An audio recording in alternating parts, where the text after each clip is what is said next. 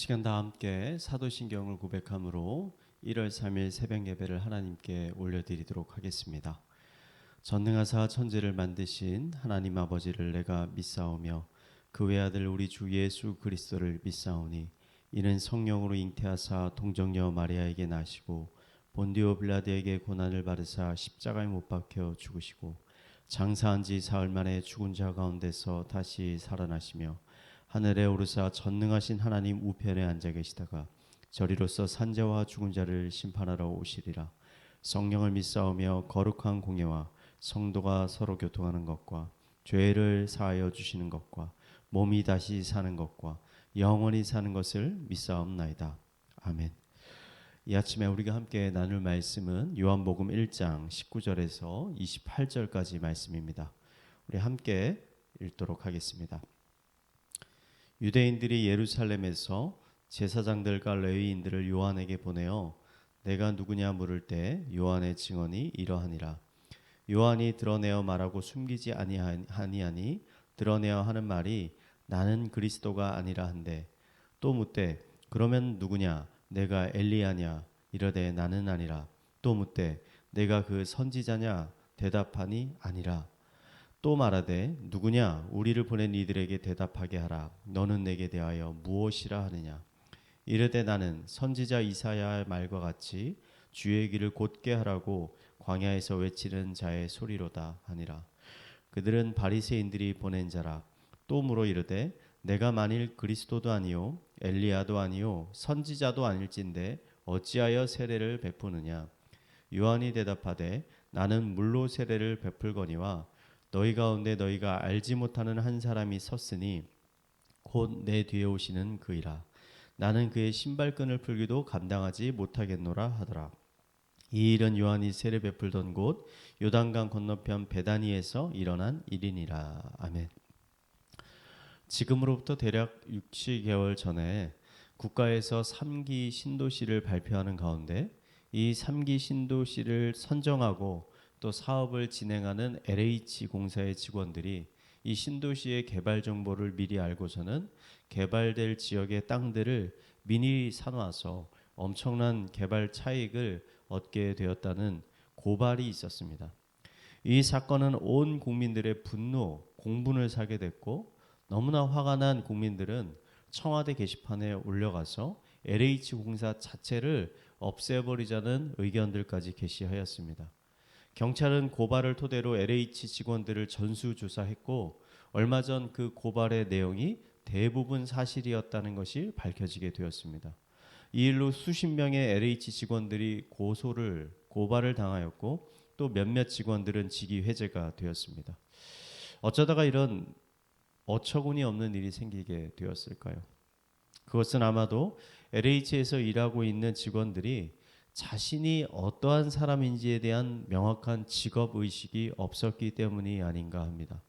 LH는 서민들의 안정적인 주거 환경 확보를 위해서 특별히 나라에서 만든 공기업입니다. 그러므로 여기서 일하는 직원들은 단순히 자기 혼자 잘 먹고 잘 살자는 의식을 가지고 일해서는 안 됩니다. 자신의 행동에 따라서 많은 서민들의 삶이 좋아질 수도 있고 더 나빠질 수도 있다라는 무거운 책임의식을 가지고 일해야 하는 것입니다. 사람은 자신이 누구인지를 아는 것이 매우 중요합니다. 왜냐하면 자신을 어떠한 사람으로 생각하는가에 따라서 그에 걸맞는 행동을 하기 때문입니다. 자신을 세상의 중심이라고 생각하는 사람들은 늘 자신이 주인공이 되려고 합니다. 주변 사람들을 섬기기보다는 섬김을 받으려고 합니다. 권위에 순종하기보다는 늘 다른 사람들을 통제하려고 합니다. 반대로 자신을 하나님의 종이요 하나님의 청직이라고 생각하는 사람들은 늘 자신보다 하나님을 높이고 자랑합니다.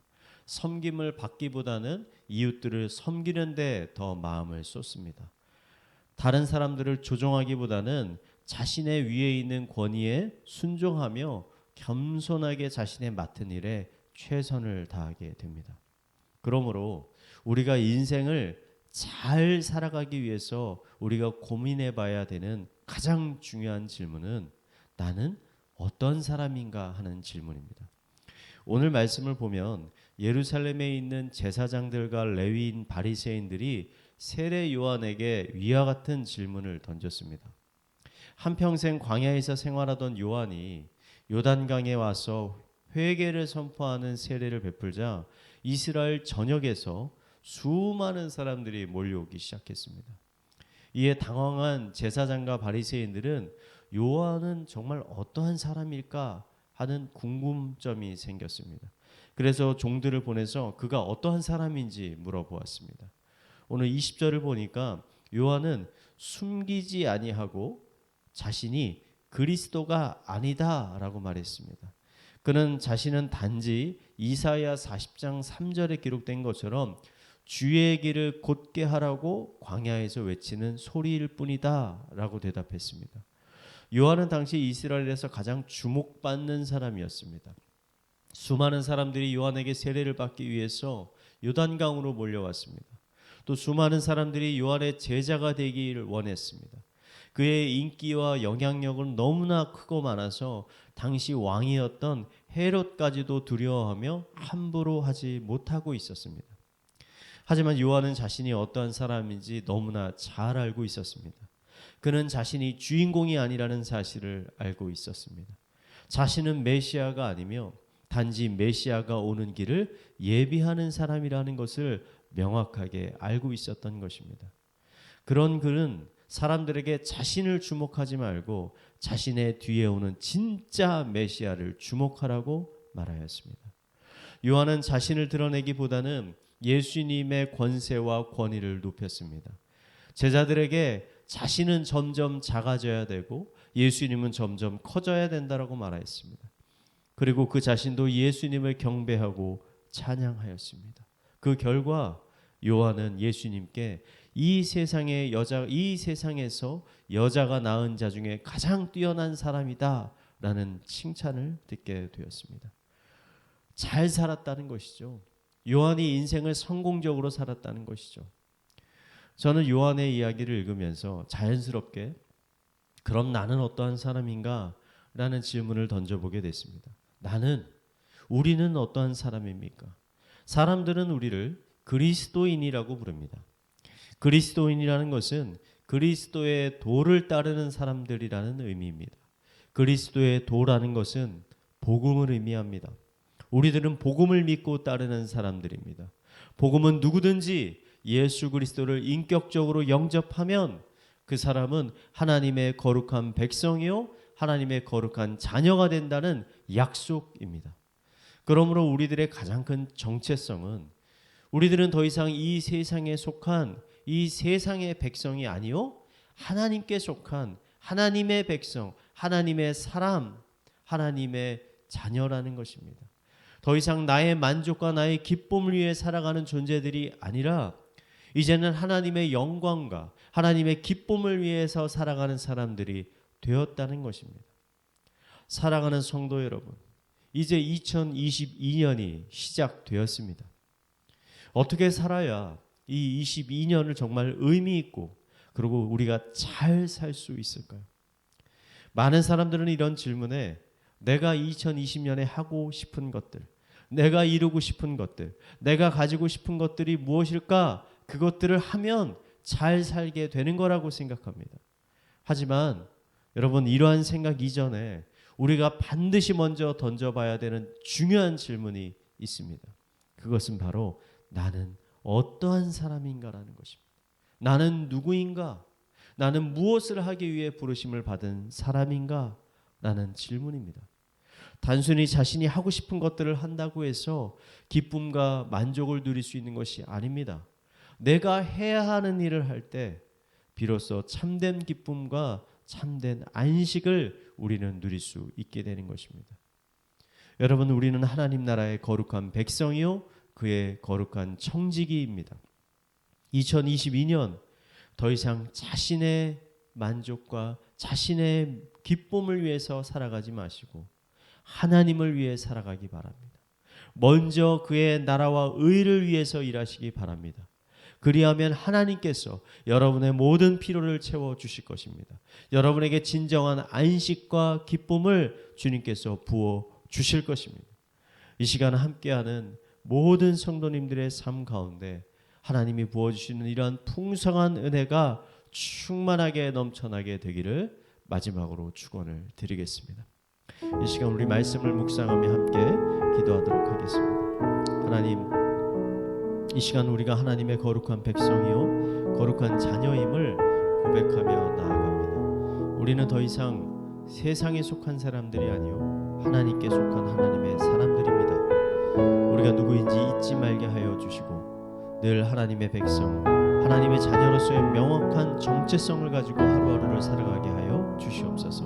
더 이상 나의 영광과 나의 유익을 위해 살지 않게 하여 주시고 먼저 하나님의 나라와 하나님의 영광을 위해 살게 하여 주시옵소서. 2022년 하나님이 주시는 풍성한 은혜를 더욱 누리게 하여 주시옵소서. 우리 이러한 기도 제목을 가지고 함께 기도하도록 하겠습니다. 기도하시겠습니다. 하나님 아버지, 이 새해 또 시작에 내가 누구인지, 나는 어떠한 사람으로 부르심을 받았는지를 아버지 묵상하며 주님 앞에 나아갑니다. 우리는 새로운 피조물입니다. 이전 것은 지나갔습니다. 우리는 예수 그리스도 안에서 십자가 앞에서 죽었으며 다시 예수 그리스도와 함께 부활하였습니다. 우리는 더 이상 세상에 속한 자가 아니요 예수님과 함께 하나님의 거룩한 자녀가 되었음을 고백하며 나아갑니다. 그러므로 더 이상 나의 만족과 나의 유익과 나의 기쁨을 위해 살아가지 않게 하여 주시고 하나님의 기쁨과 하나님의 영광과 하나님의 나라를 위해 우리의 생각과 마음을 집중하며 살아갈 수 있도록 하여 주시옵소서. 사도 바울이 그 말년에 그의 인생의 믿음의 경주를 끝까지 완수했다라고 고백하는 것처럼 22년 우리에게 주신 그 믿음의 경주를 우리가 열심으로 달려서 잘 마무리할 수 있도록 주님 인도하여 주시옵소서. 이어서 우리 교회를 위해서 기도하겠습니다. 이번 주부터 윈터 영성 스쿨이 시작이 됩니다. 강의를 준비하는 교육자들에게 성령의 충만함을 부어주셔서 강의를 잘 준비할 수 있게 하여 주시고 또 강의 가운데 함께하여 주시옵소서. 또 그 시간을 통해 하나님을 더욱 알아가게 하시고 하나님께 더 가까이 나아가는 시간 되게 하여 주시옵소서. 우리 교회를 위해서 함께 기도하도록 하겠습니다. 기도하시겠습니다.